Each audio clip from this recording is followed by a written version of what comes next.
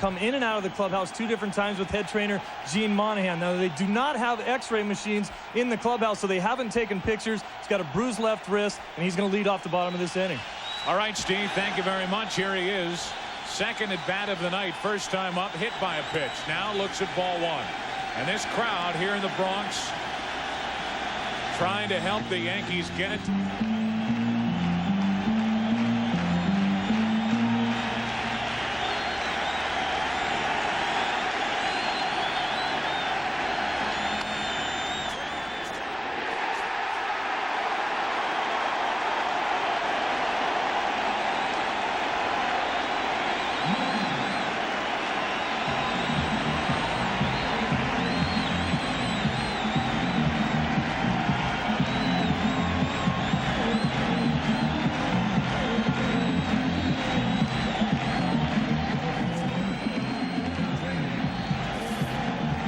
Left wrist is all right.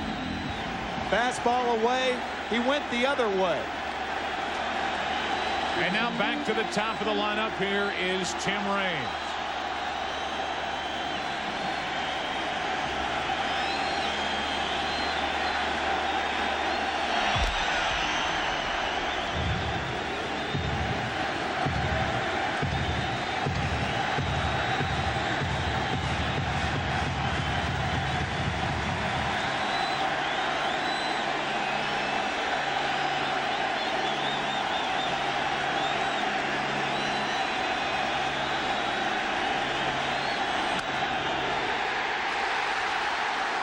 Jeter will stop at second.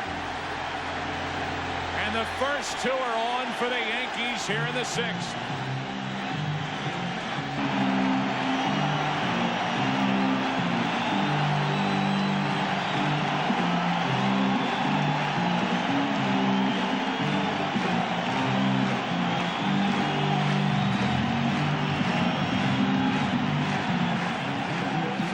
Bad in this ball game, but this time he comes through with a solid knock just over Jeff Blauser.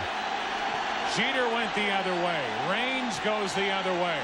And it's 2 on, nobody out for Wade Boggs.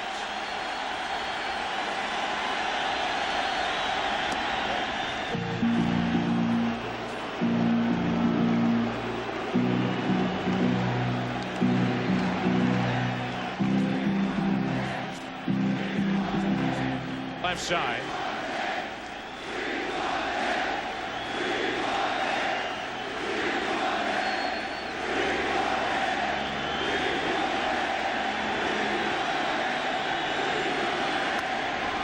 Double play ball.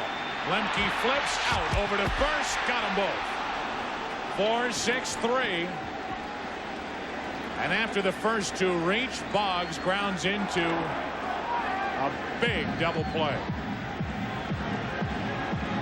The first time in this game that the Yankees have had 2 base runners in the same inning.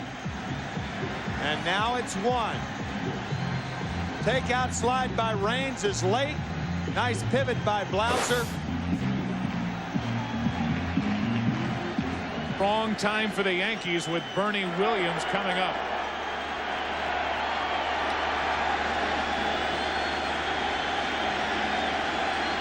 Hitless in this series. Out in front for strike 1.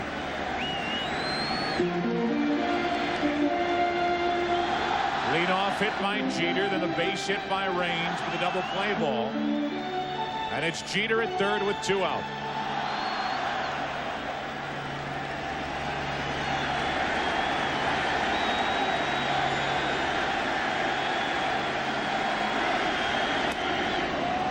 Kept it low and away, strike 2.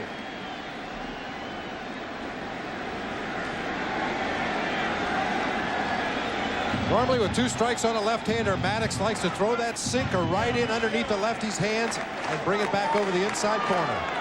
Right on the belt. Kathy Maddox sweating through the 6th inning with Greg, although as we said in the NLCS, Greg never looks like he breaks a sweat. Gives up back-to-back hits to start the inning, gets the double play ball. Yankees need a hit. They ask for it from Bernie Williams. 1-2.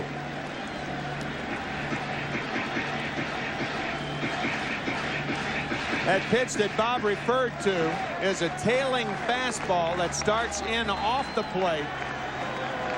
And that's his strikeout pitch to left-handed batters.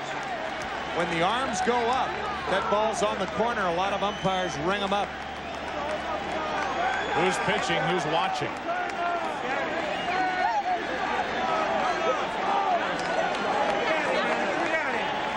Maddox once more time. Speaking of waiting to exhale, Kathy Maddox doing that. Runner at third with 2 out. Do it again. The count stays 1-2 on Williams.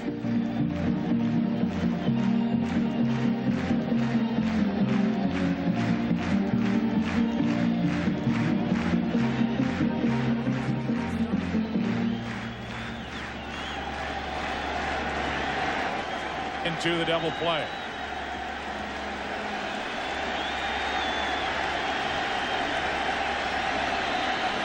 One and two on Williams. 2-2. He tried.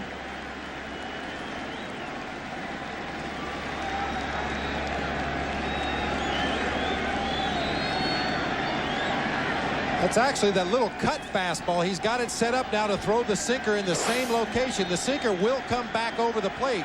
That pitch held line, stayed inside.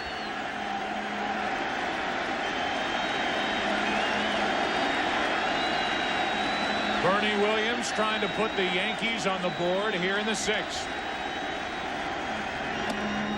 Full count. I think he was actually setting him up for that tailing fastball inside with that rider inside. It just got away from him a bit. High and out over the plate.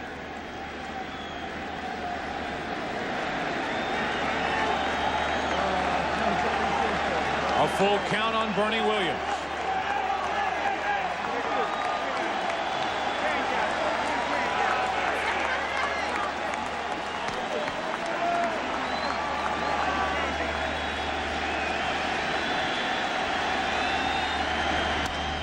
To the right side for Lemke. Maddox gets around the back-to-back hits to start the inning. It's still 4-0 Atlanta. Back to the stadium after this from your local Fox station. MetLife Blimp. We go into the 7th inning. A new pitcher into the game. MetLife Blimp is co-piloted by Snoopy. That's what it says here.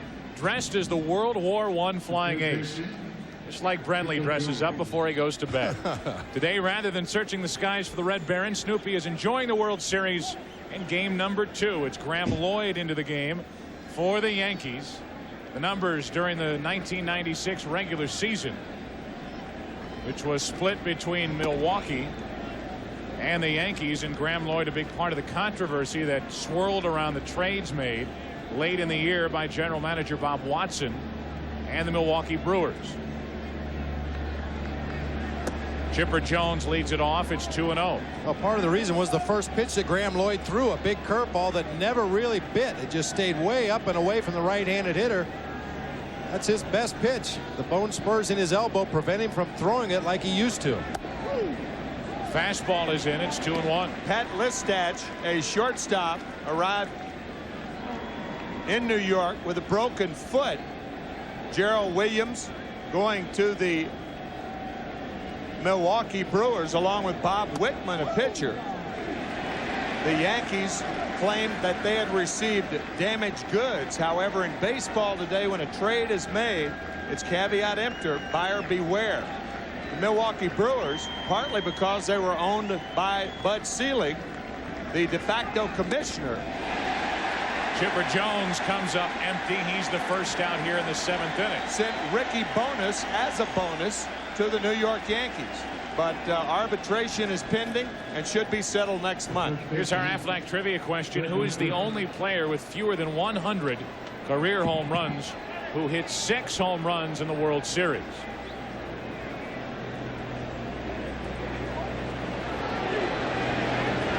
Tim, you ought to nail that one. I should. See you. That's pretty tough there. That's putting some pressure on. One out, Sure nobody is. on, and strike one on McGriff. Is that a hint? Nails? That's a hit. Is that a hint for Lenny Dykstra? We can't give you the answer until next half inning. Here's McGriff, one out, nobody on. McGriff, the offensive star of the game for the Atlanta Braves. He drove in the first 3 Atlanta runs tonight. The other RBI belongs to Grissom. Knocked one in with 2 out in the 6th. Major League record 15 postseason RBIs here in 1996. Lloyd has struck out the first 2.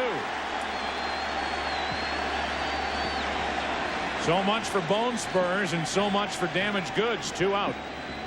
Well, you get all those spurs and bone chips lined up just right, and you will throw a good breaking ball. Big sweeping curve. And after striking out Chipper Jones and then Fred McGriff, he hands off to Joe Torre. Weathers coming in. It's 4-0 Atlanta in the 7th. Martinez, Jeff Nelson, Joe Girardi, Mariano Duncan, Cecil Fielder, Charlie Hayes, Luis Sojo, Mike Aldrete, and David Weathers. And yet he is being chastised by the owners of the Yankees, George Steinbrenner, for the trade that brought Graham Lloyd and Pat Listach that we talked about. And it's really one of the more ludicrous developments in postseason. The Yankees have switched up. They had Weathers loosening earlier. They go to Jeff Nelson here with 2 out. The big right-hander who appeared in last night's game. Breaking ball is low to Javier Lopez. To some degree, a general manager is at the mercy of the team with which he is trading. Right. With what the Brewers send here, I would imagine Bob Watson was trusting enough to trust that the goods, so to speak, that he got were not damaged and were healthy. And that was not the case. The hearing for Graham Lloyd is October 28th, the Monday after the World Series. Bob Watson, Joe Torre, done a terrific job putting this Yankee team together, and here they are in the World Series.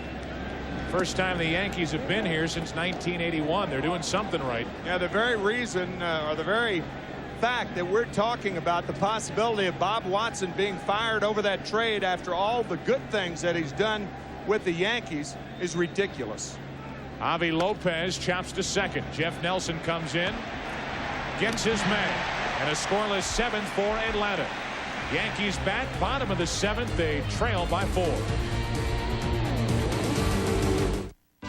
Here at Yankee Stadium, we get into the bottom of the 7th inning. 4-0 Atlanta. This copyrighted telecast is presented by authority of the Office of the Commissioner of Baseball and may not be reproduced or retransmitted in any form without express written consent.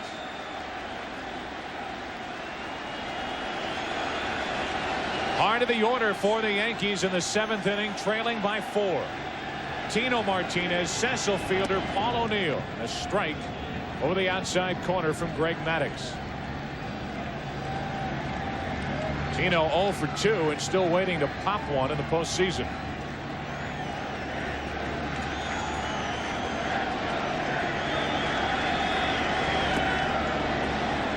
Way out in front for strike 2.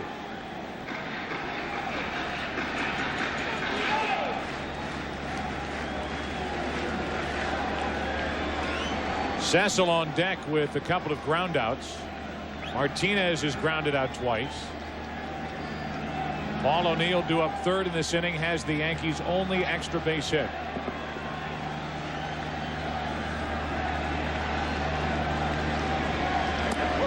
Over the outside corner, one away, and the first strikeout of the night for Greg Maddux.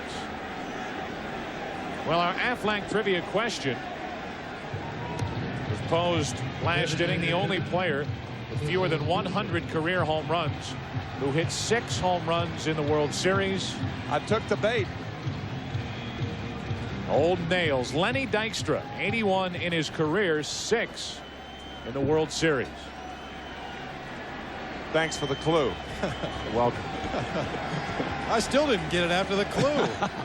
His Fielder 0 for 2. Shot a play for strike one. Tino Martinez was quick and easy work for Maddox here at the start of the 7th. It is vintage Maddox. Fastball outside corner. Changeup fouled off. Fastball outside corner. No chance for Martinez in that at bat.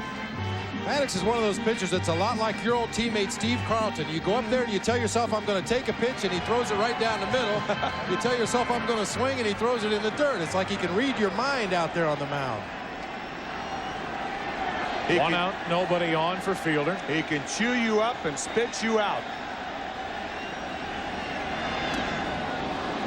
Keeping it away from Cecil, strike 2.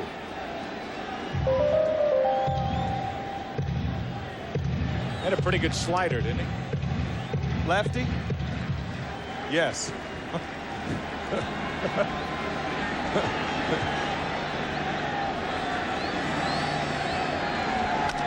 To the right side and past McGriff. And Fielder is on with 1 out here in the 7th inning. That's Cecil's first World Series hit. And you can see him reach out over the outside corner to drive this ball the opposite way. It's really the only way to attack Greg Maddox, and that doesn't even work all the time. Told you Fox had all the tickets. There's David Faustino from Married with Children.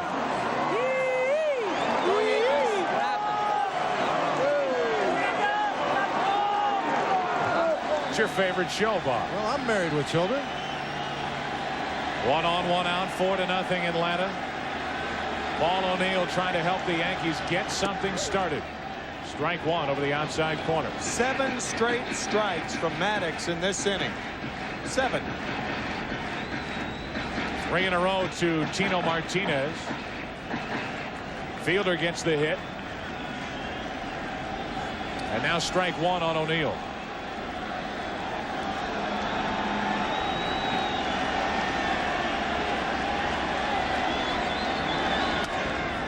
Strike 2. Because it's Cecil Fielder at first and because of the score, you know he's not going to run. You say that because with the left-handed batter Paul O'Neill at the plate, the Braves have the luxury of playing McGriff behind the runner, and you don't sacrifice all that space on the right side of the infield to hold the runner on. O'Neill set up at 0-2. Had him reaching. Maddox starts it. 1-6. Not in time as the relay heads to first. And the only reason why there was a shot at a double play, you can see why, as O'Neill comes limping back to first, and I'm sure he tried to push it on this ball back to Maddox. Matter of fact, the only reason he had a shot at second base was because Cecil Fielder was running. Otherwise, Maddox takes the sure out at first base. Well, if my math is correct, that's the 5th tapper hit back to the mound today. Greg Maddox really getting that sinker down in the zone, getting a lot of weak swings, a lot of weak taps back to the mound. Now Mariano Duncan looks at a strike. Well, you folks can count at home as you see Darryl Strawberry on deck. 10 straight strikes in this inning. It's really tiring, isn't he? 7th inning, he's allowed no runs on 5 hits. 1 on, 2 out. If Mariano Duncan can reach, the biggest at bat of the night will be forthcoming with Darryl Strawberry in the on-deck circle. 4-run game. But Duncan is set up at 0-2. How many is that in a row? E11.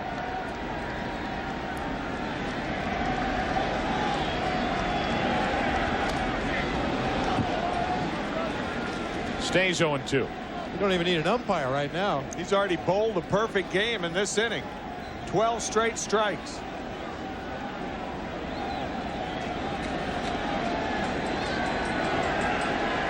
A 1-out hit by Fielder. Then O'Neill had to hustle to avoid the double play. Bad hamstring and all. He's at first, 2 out.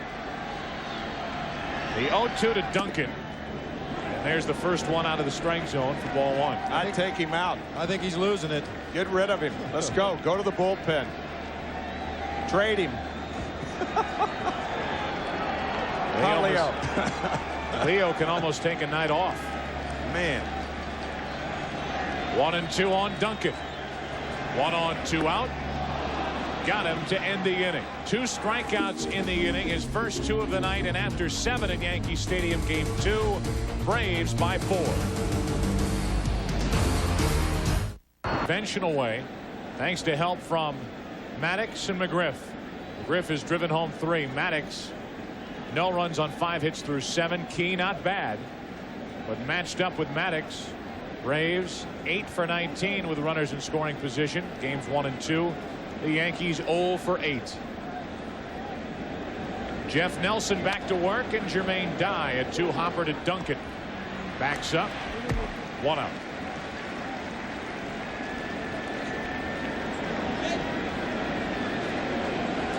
What a big weekend for Fox NFL Sunday. Next week, Fox NFL Sunday talks with the former co-host Jimmy Johnson. He's preparing for the biggest game as the coach of the Dolphins. Then it's exciting doubleheader action, highlighted by the most talked about game of the season. Jimmy Johnson leads the Dolphins against his former team, the Dallas Cowboys. Won't want to miss Fox NFL Sunday next week. It's noon Eastern, 9 a.m. Pacific. Here's Andrew Jones. He's been quiet tonight. Was hit by a pitch in the 2nd. Grounded out in the 4th. Flying to the wall in center back in the 6th. Well, it is no treat for a right-handed hitter to face Jeff Nelson. 1 ball, 1 strike. Got that hard sinker from down underneath, and then he follows it up with this frisbee-like slider. Breaks all the way across the plate. Jones checks his swing. 1 ball, 1 strike. That's just nasty. Strike 2. I mean, how do you hit that? Don't ask me. That's why I'm up here. And when he drops down, that front side bails out of there. Got to tie your kangaroo down, sport, to hit that. 1-2. Now 2-2. As a hitter, you're so trained to look above a pitcher's right shoulder or his left shoulder if he's a left-hander to pick up that ball, and that sidearm delivery from Nelson, it takes you 2 or 3 pitches before you even find the release point, and a lot of times by then you're out. Now 1 down and in after pitch low and away, and it's a full count. 3-2. Terry Pendleton next. Got to throw him 1 more frisbee on the outside part of the plate.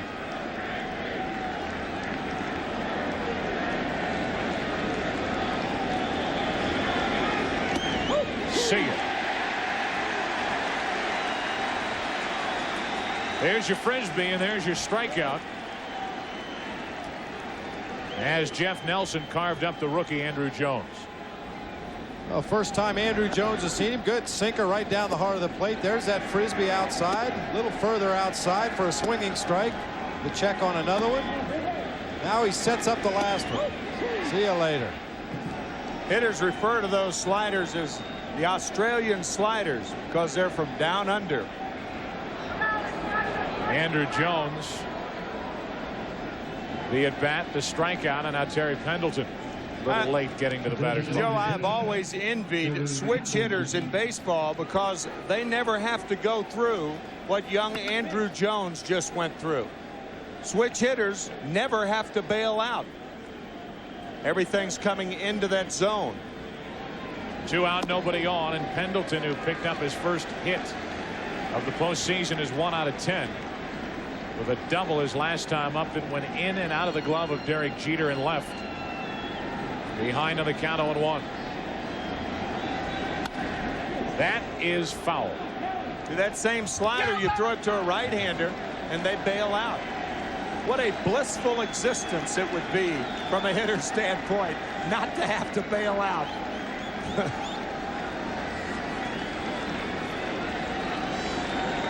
Pendleton waiting for an 0-2 pitch.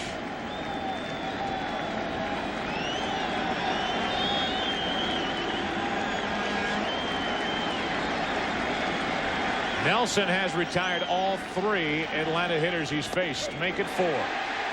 Top of the 8th inning is history. Bottom of the 8th. It'll be Girardi, Jeter, and Range. Yankees bat. They're down by 4.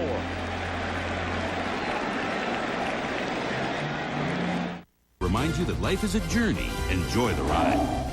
By Original Coors, pure and simple, the last real beer. By Hager, stuff you can wear. And by Advil, advanced medicine for pain. Tonight, the MetLife Blimp Snoopy 1 has teamed up with Fox to provide aerial views of the World Series. The MetLife Blimps combined will travel over 120,000 miles per year, covering various sporting and special events. And our thanks to MetLife for Snoopy 1 and its services here in Game 2. Maddox back to work, 8th inning, 4-0 Atlanta. And Girardi grounds to second. 1 pitch, 1 out here in the 8th inning. That one to second, but Maddox has been plenty busy with comebackers on the mound. Well, to give you an indication, as you're going to see a package of them here, ground balls back to the mound, and none of them hit very hard. Maddox had 109 total chances on the season. Tom Glavine, who's also a ground ball pitcher, had 68. John Smoltz had 65. That's why Greg Maddox has won 7 Gold Gloves.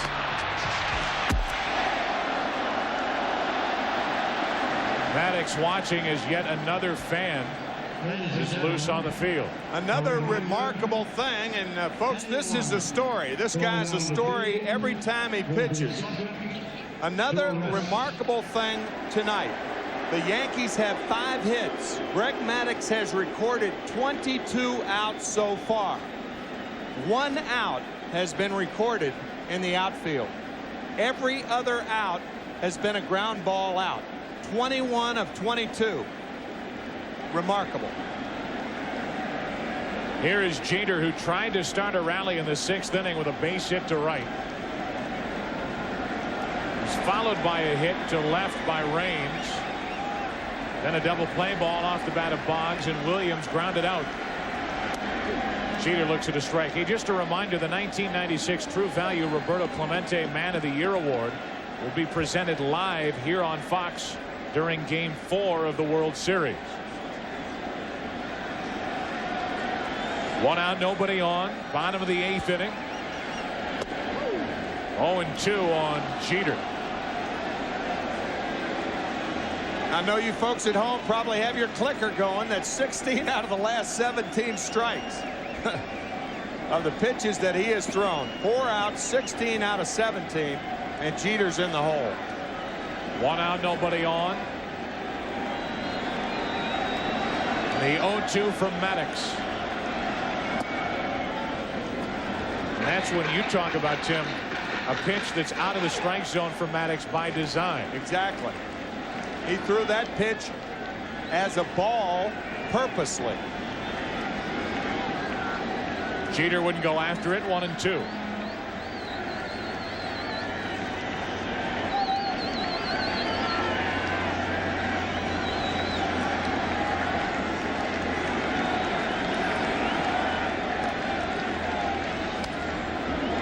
Still 1-2.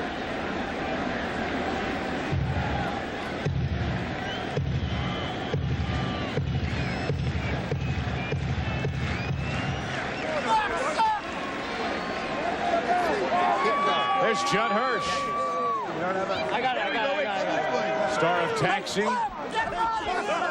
Cast member in Independence Day. Right at Chipper Jones. 2 out here in the bottom of the 8th. A lot of Yankee fans are stars, and they are out at the ballpark tonight, but nothing shaking so far for the Yankees with 2 out, nobody on here in the 8th inning. Maddox in control. By the way, the last World Series shutout was October 28th of last season's World Series, as Atlanta defeated Cleveland 1-0 in Game 6 behind Tom Glavine. The Yankee offense so far in the World Series against that good pitching, 1 run in just under 2 games. That shutout I was talking about was a combined shutout with Wohlers, the first combined 1-hitter in World Series play. That was last year. Glavine started that game, worked most of it. He was the World Series MVP. There's strike 2 on Raines. The last complete game came in 1993. Yes, it's shocking, I know. Philadelphia defeating Toronto 2-0 in Game 5 in the complete game thrown. A 5-hit shutout by Curt Schilling.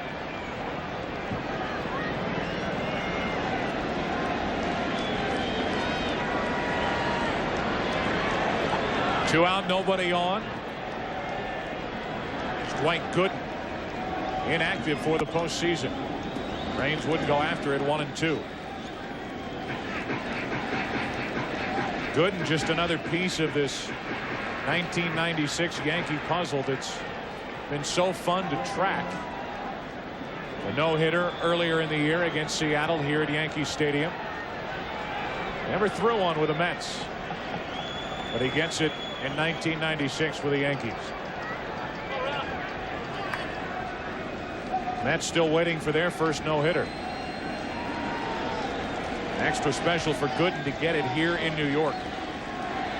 Two out, nobody on. 1-2 to Raines. Up the middle, a base hit. And the 8th inning is still alive for New York.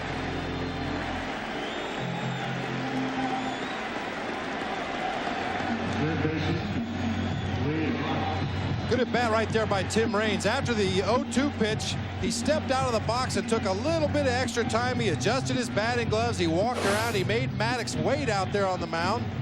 Maddox made one of the very few mistakes he's thrown in the ball game tonight, and Tim Raines took advantage. Mark Wohler's getting ready for Atlanta just in case.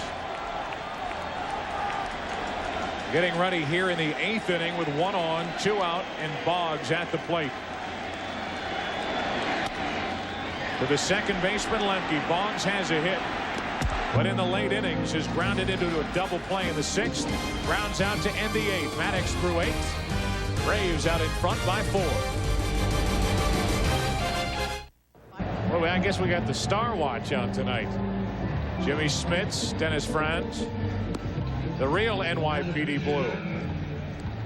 They have done a terrific job already in this series. Speaking of terrific jobs, how about the work in 1996 put out by Mariano Rivera? Well, you can't argue with those numbers. You will get an argument, however. Some people think Mariano Rivera should be considered for the Cy Young Award in the American League because of his value to the Yankees and his dominance. But that will start some arguments in your local pub. Ridiculous that he was left off the All-Star team in my estimation.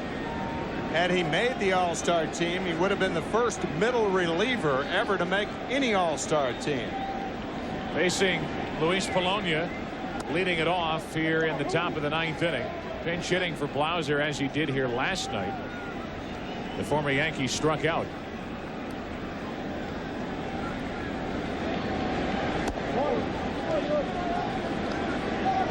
Two and 0. Mariano Rivera, one of the most valuable players for Joe Torre in 1996.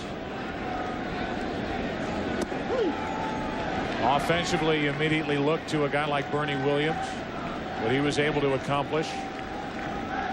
Andy Pettitte, outstanding in the starting rotation.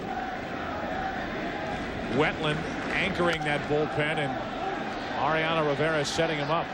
Derek Jeter, certainly because of the position he plays, having the year that he has had.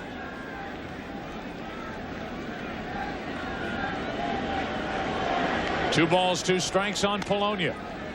Off the hands to second for Duncan. 1 away. Well, the senior coordinating producer of Major League Baseball on Fox and the producer of today's game is John Filippelli. Today's game was directed by Bill Webb. Videotape producers are Carol Langley and Lance Garrett. The associate director is Kathy Hunt. Pre-game producer is David Banks, directed by Jim Lynch. The executive producers of Fox Sports are David Hill and Ed Gorin. Special thanks to Steve Horn, Barry Landis, Jordy Wimmer, and everyone who has helped bring you the first 2 games of the 1996 World Series from New York, as this series now will head back to Atlanta. Even Snoopy. Even Snoopy. Yeah. The MetLife blimp. Right. Thank you. Tomorrow, the New York Yankees travel to Atlanta. Battle the Atlanta Braves in a World Series showdown, Game 3. Tomorrow at 8 o'clock Eastern, right here on Fox. Very good pitching matchup with David Cone and Tom Glavine. Glavine, last year's World Series MVP. Here's Grissom facing Mariano Rivera for the first time and taking strike 1. You know, getting back to Rivera's snub in the All-Star game, I think we're getting very near the time where guys like Rivera will be recognized and will go to All-Star games. It wasn't so long ago that closers weren't even picked to go to the All-Star game. It was all starting pitchers. Now you see a share of closers go, and as this role becomes more and more important to managers, eventually they'll get their shot to go to the All-Star game. As a matter of fact, it wasn't too long ago until closers got their share of fame for the Hall of Fame. Guys like Raleigh Fingers. It's out of play. There are quite a few closers whose careers are ending who will be definite Hall of Famers. Mariano Rivera, American League ranking among relief pitchers, first in strikeouts, first in wins, right through it, and Grissom strikes out for the second out here in the 9th. We've talked about it so many times where the save may be recorded on paper in the 9th inning, but how many times does a ball game come down to what happens in the 7th or the 8th innings? And it's Mariano Rivera out there shutting the door like he did in the ALCS series in Baltimore when he loaded the bases and then struck out Hoyles, Brady Anderson, and got Zeal on the pop-up to preserve a Yankee win. The next day the Yankees clinched it. Up and in on Lemke. And a 1-ball 1-strike count, and maybe a little message to Mark. 94 miles per hour from Rivera. Well, one of the reasons for his effectiveness is you can't pick him up, and it's a good thing Mark Lemke picks up this high fastball. It's a good thing Mark Lemke's not one of those hitters who dives in towards home plate, or they may be bringing a stretcher out there right now. 1-ball 1-strike, 2 out, nobody on. Another high fastball. It's 2-1.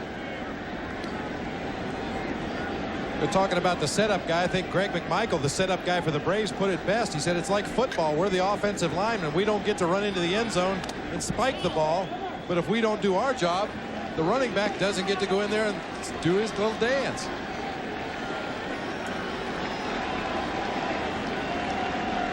McMichael does it for Atlanta in the exact opposite fashion of Mariano Rivera for the Yankees.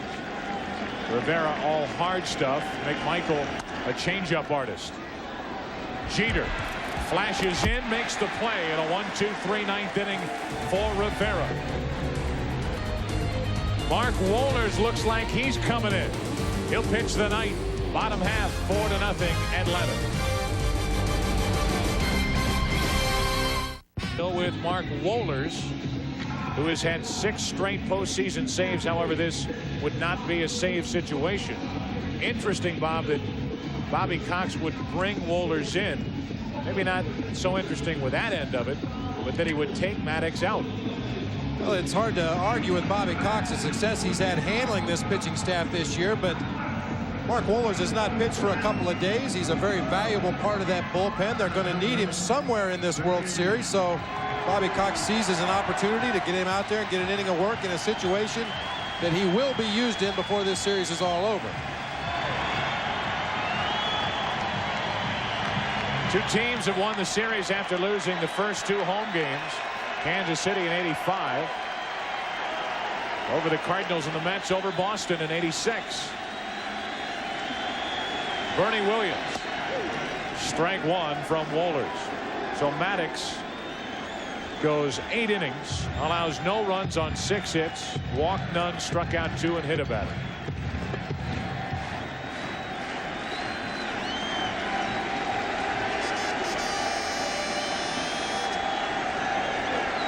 Right guys coming up for the Yankees here in the 9th inning. That's strike 2. Once again, the final totals for Maddox also of 24 outs recorded, 21 on the ground, 1 in the air, and 2 strikeouts.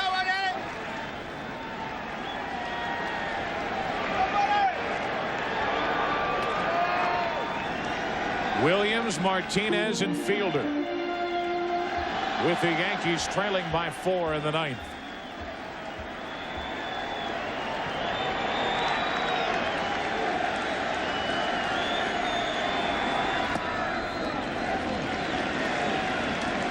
One and 2.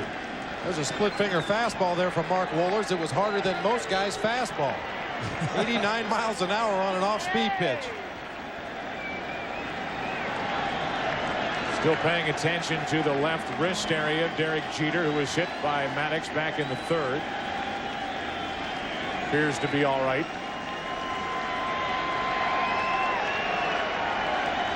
Bernie Williams leading off. Struck him out. The splitter again, and Wohlers makes quick and easy work of Williams, who is now 0 for 7 in the World Series. Hitters have to probably make the biggest adjustment against Mark Wohlers than any pitcher in the National League. He throws a 98 to 100 mile an hour fastball and a 78 mile an hour splitter, anywhere from 78 to 88. Now it's Tino Martinez, 0 for 3. I know people get tired of hearing about this Atlanta pitching. You're not a Braves fan, but the team, the pitching staff, will have allowed 2 runs in their last 5 postseason games if they can hang on to this shutout. 1-0 the count.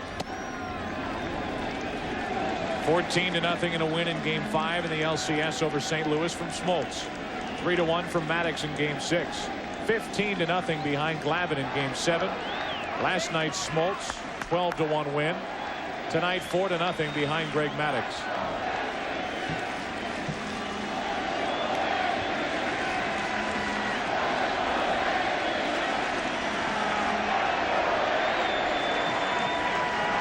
Martinez taking here, I would think. 3-0. Say what I'd like to see is a game of burnout between Mariano Rivera and Mark Wohlers. Yeah. Game you used to play when you were a kid to try to force your opponent to give up. How hard can you throw? 98 miles per hour, 3-1. Mariano Rivera was hitting mid-90s during the top of this 9th inning.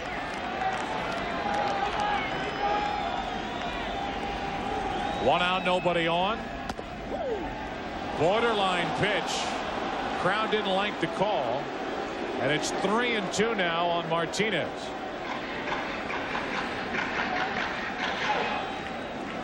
Pretty good heat there.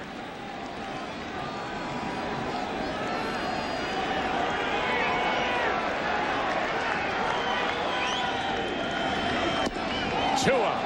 Back-to-back strikeouts to start the 9th inning. That borderline 3-1 pitch. The 3-2 strikeout, and with 2 out, nobody on. It's up to Cecil Fielder to keep this game alive.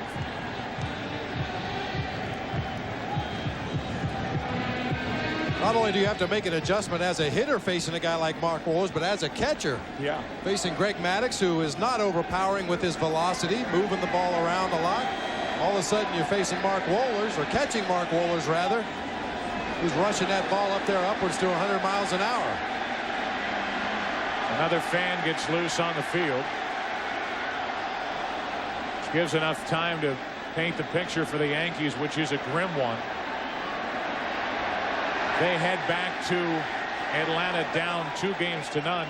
They will be forced to win 2 games just to get the series back to Yankee Stadium. And their hopes will rest on the right shoulder of David Cone in Game 3. They'll be matched up with Tom Glavine tomorrow night right here on Fox. And for those of you folks who may not know the saga of Joe Torre, this year. His brother Rocco died in mid-June. And his other brother Frank Torrey, who is hanging on our every word and our every picture of his baby brother, is awaiting a heart transplant. Matter of fact, we talked to Frank today. He called while we were in Joe's office. Joe talks to him several times a day. Frank, a great first baseman for the Milwaukee Braves back in the late 50s, played in the series in 1957 and 58. That ran in the Torrey genes. Great hands. Right. Whether it's Frank Torrey or it's his brother Joe, and those great hands allowed Joe as a player to move around, catch, play third base, first base.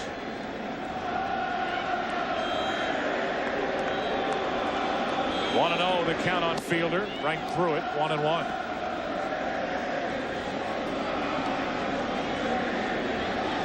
Frank's hanging on our every word. He's back there second guessing us, and Joe will tell you he's back there second guessing Joe.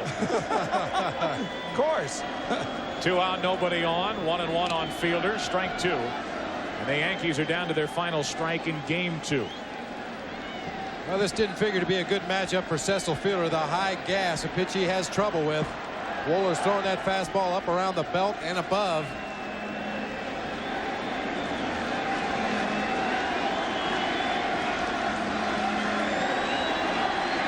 Bases empty behind Wohlers. Into right center field, and the game continues. Fielder a 2 out of 4 night. A hit in the 7th with 1 out, a hit in the 9th with 2 out. The game continues for Paul O'Neill.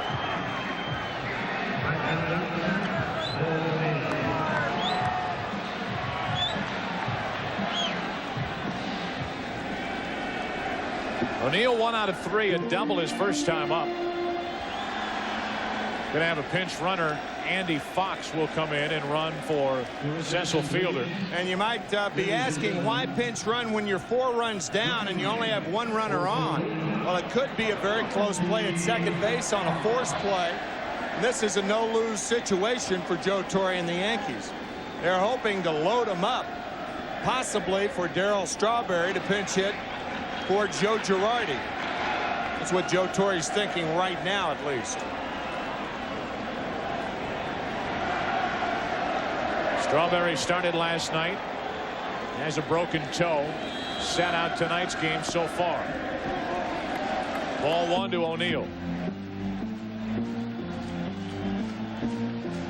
O'Neill's double back in the 2nd inning. The only extra base hit tonight for New York. Fox will take second as they just hand it to him. No stolen base and a 1-1 count on O'Neill.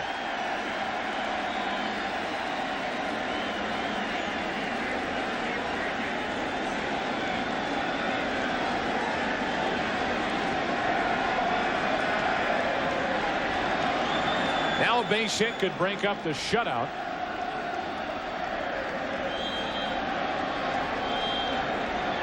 One and 1 from Wohlers. And again, the Yankees are down to their final strike.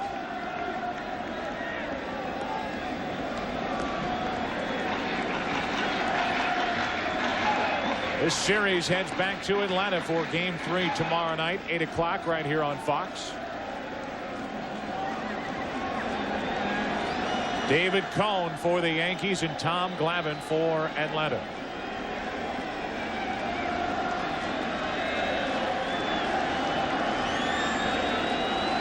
Runner at second, 2 out, 4-0 Braves, 9th inning. And the 1-2 to O'Neill. Game over. Got him with a splitter, and Wohlers strikes out the side in the 9th inning. And the Braves wrap up game 2 after a 12-1 win last night. Game number 2 belongs to Atlanta behind Maddox and Wohlers, 4-0. Atlanta leads the series 2-0, and this series heads back to Fulton County Stadium. Today's Chevrolet player of the game is Greg Maddux, the Atlanta starter.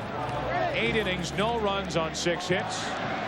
He's in the clubhouse getting ice So we'll show you one of the many strikes he threw tonight. That was strike 3 called to Tino Martinez back in the 7th. So game 2 belongs to Atlanta.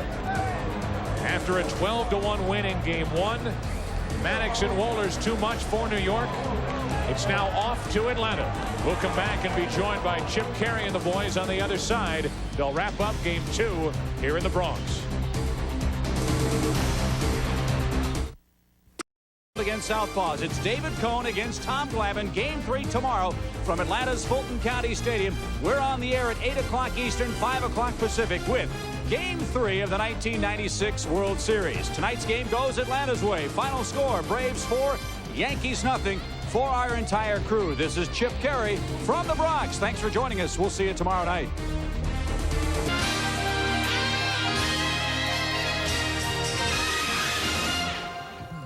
Coming up on SportsCenter, after the Braves' Game 1 explosion, could Jimmy key in and lock down the Atlanta offense?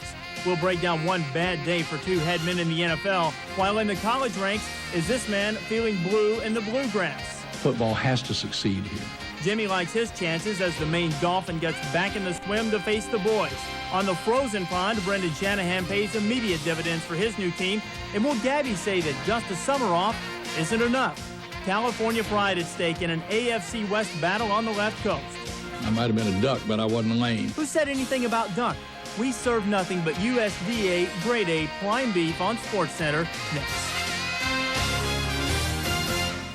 Hello, everybody, and welcome to SportsCenter. I'm Larry Beal, along with Reese Davis. Coming up, how getting hooked on fishing can make for a rocky offseason. An offseason that might become permanent for one of the biggest stars in women's tennis. But first, Larry, the World Series. The Yankees trying to recover from a Bronx bombing by the Braves in Game 1. Yeah, Game 2 would not bring a bang, but a whimper. Game 2 of the World Series, the Yankees hoping to keep up with the Joneses. Andrew Jones made that quite a challenge. The 19-year-old from the tiny Caribbean island of Curacao smacked 2 homers last night as the Braves blasted New York 12-1. Jones began this season in A-ball. The Braves kept promoting him from league to league until there was only one league left, the majors. Well, not only can Jones hit, he can speak 4 languages. How do you say up 2-0 in Curacao? Yanks hoping they wouldn't find out. Jimmy Key on the mound.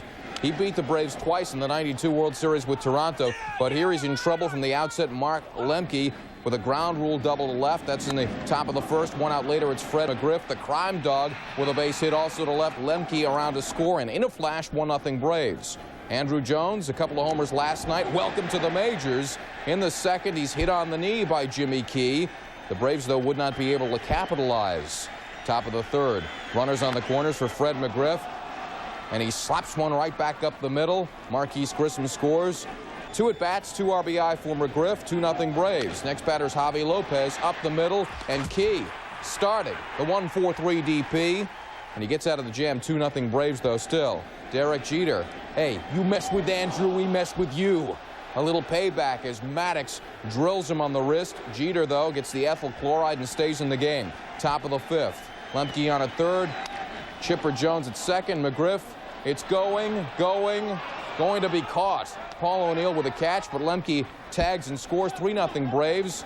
McGriff with 3 ribbies. 15 postseason RBIs from McGriff. That's a new major league record. Meanwhile, Maddox just sailing along. Bottom of the 5th. Paul O'Neill on a harmless ground ball to first, and Mariano Duncan with a leisurely ground ball to second base. And this was the story all night long. When is the Yankee rally going to start? When is it? Joe Girardi grounded to short. Well, apparently it's never going to start, as Maddox kept breezing along. Finally, in the 6th, Yankees threatening, 2 men on. Wade Boggs grounds into the double play, but it does move Derek Jeter to third. Next batter is Bernie Williams. Bernie's clutch. Ground ball to second base to end the inning. 20 ground ball outs for Greg Maddox. Here he is now in the 8th. And it's like a replay over and over and over. Methodically, the Yankees just continue to ground out. Derek Jeter, they're into the ground at this point. And here's Boggs with the Yankees trying to mount some sort of threat. Maddox goes 8 innings. Mark Wohlers on to strike out the side in the 9th. And the Braves win at 4-0. They wanted a split in New York. Hey, they win both games. And this may have been the final game of the year at Yankee Stadium. Greg Maddox's 2nd straight masterful mound effort, holding the gang scoreless through 8. Fred McGriff drove in 3 runs, and the Braves have won 5 in a row this postseason, outscoring the opposition 48-2 in that span. I've had games where I might have pitched better, but under the circumstances, you know, this is going to be a game I'll probably take to the grave with me. That was a typical Maddox game. He was on top of his game tonight. I got to throw much better than that. He was quick, sneaky, and the ball had a tremendous amount of life on it. What was your assessment of Key? He pitched well enough for us to win. We just couldn't hit. I mean, I thought he, aside from, you know, making the 3 mistakes to McGriff, you know, he kept us in the game and pitched, I thought, a heck of a ball game for us. We're happy we won 2 here. We really are. But we know it takes 4 games to win. We know it's not over. We know it's not even close to being over. We know we have to go out and win 2 more games. The knock on Maddox was that he was Superman in the regular season and then Clark Kent in the playoffs. Well, not anymore. Maddox was 4-3 lifetime in the postseason with an ERA over 4.6. That was pre-96. This year, he's 3-1. He's lopped 3 runs off his ERA. In his last 2 starts, he's pitched 15 innings, allowing just 1 run. Superman is back. Reese? So the task for the Yankees now, go to Atlanta and face the Brave lefties, Tom Glavine and Denny Nagel. And if those 2 gentlemen do anything close to what the first 2 Atlanta starters have done, it could be over in a hurry for the Yankees. Carl Ravitch is in Yankee Stadium, anchoring our coverage from there. Carl. Thank you and welcome to New York. The last 27 innings of World Series play, the Braves pitchers have given up 1 run and 12 hits. More on the pitching and Greg Maddux in just a sec. Quick injury update. Derek Jeter, bruised left wrist. He tells our Harold Reynolds he doesn't know if he's going to be available for Game 3. The wrist is just bruised. X-rays were negative. It hurts him more in the field than it does at the plate. As for Greg Maddux, yes, there are only 27 outs in a game, but it appeared as if he made 15 and McGriff made 12. Here's how he got the outs. 18 of them on ground balls, fly balls 1, strikeouts 2. Only 1 outfielder made an out, and Greg Maddux was absolutely automatic.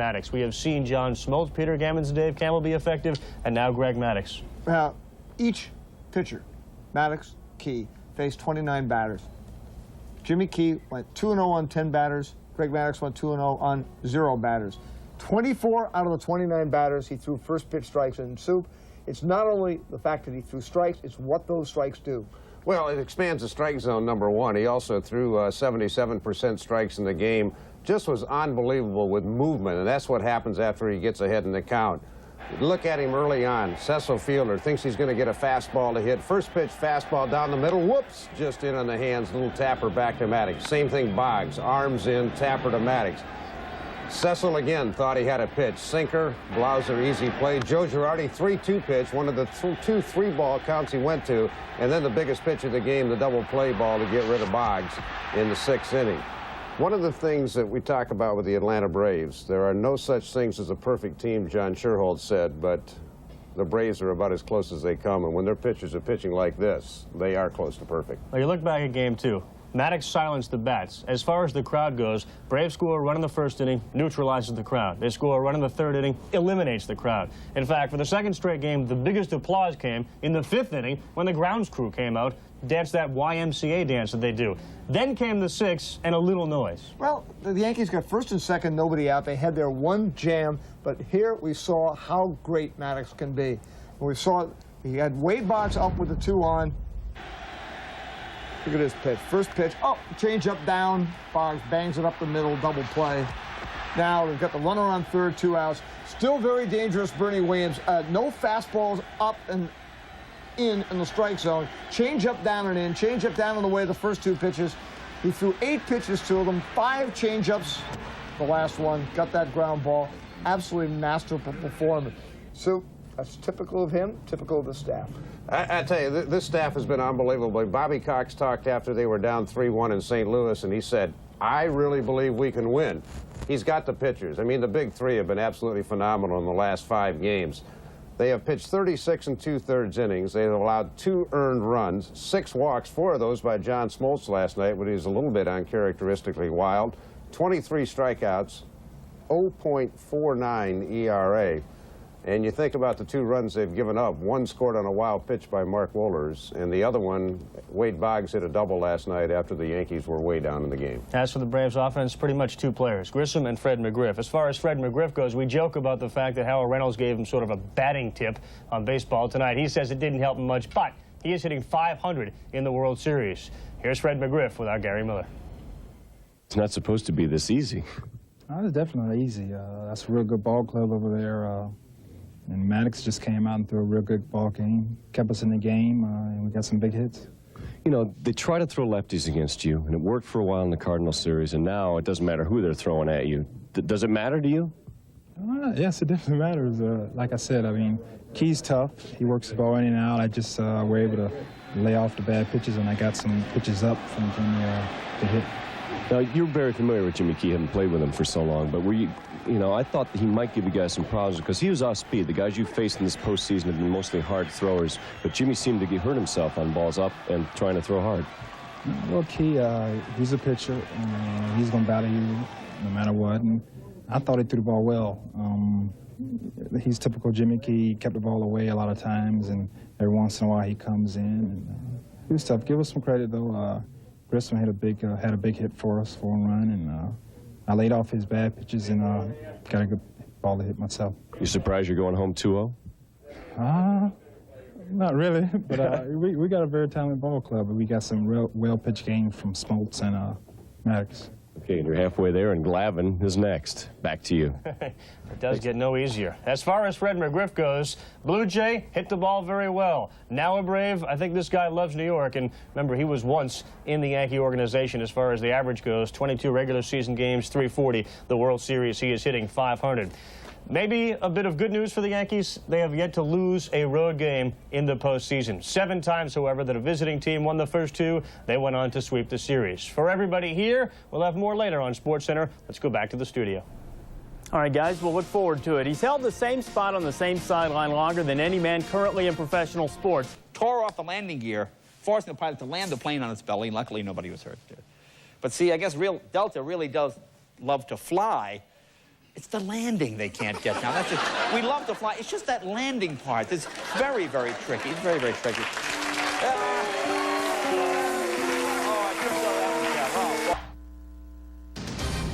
While one team's halfway home, the other just prays they can find their winning ways. It's the World Series on Fox. Last night, Mr. Key showed some nerve, but baby, the master named Maddox was simply superb, and those Braves were just smashing. They bashed their opponents 48-2 in the last 5. Tonight, Cone must dig deep for his familiar zone to inspire, for his team